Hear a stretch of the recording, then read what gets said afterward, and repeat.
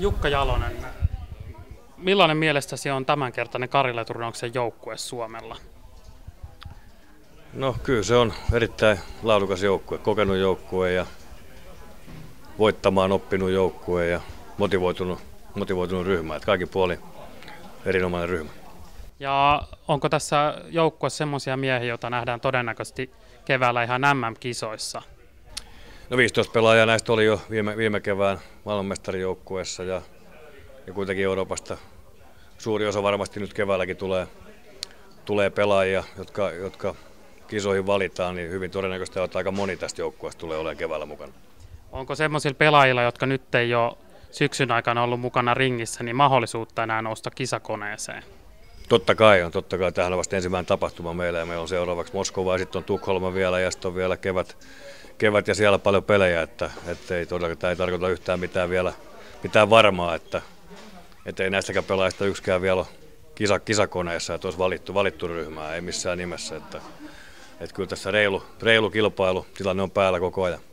Ja onko tämä sun mielestä hyvä, että juuri nyt on kotiturnaus tässä syksyn aluksi? Viime keväänä juhlittiin maailmanmestaruutta, että nyt päästään sitten kotiyleisö eteen maailmanmestarina ensimmäisen kerran.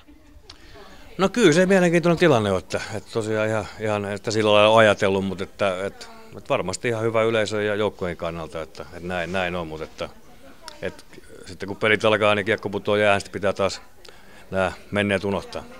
Ja tämän syksyn SM-liigasta, niin miltä peli on näyttänyt SM-liigassa päävalmentajan silmissä? Onko se kilpailukykyinen sarja Euroopan tasolla, jos mitataan?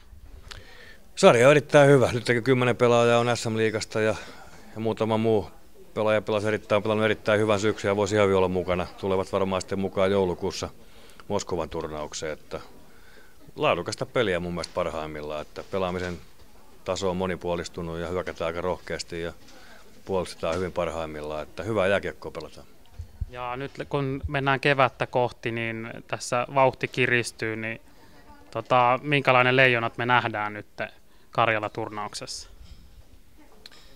No kyllähän leijona pitää olla aggressiivinen ja nopea ja nälkäinen ja kuitenkin semmoinen yhteen hiileen puhaltava, että yhdessä voitetaan, yhdessä hävitään ja kaikki lyödään joukkueen eteen likoon. Että semmoinen uhrautuva, taisteleva joukkue tullaan näkemään.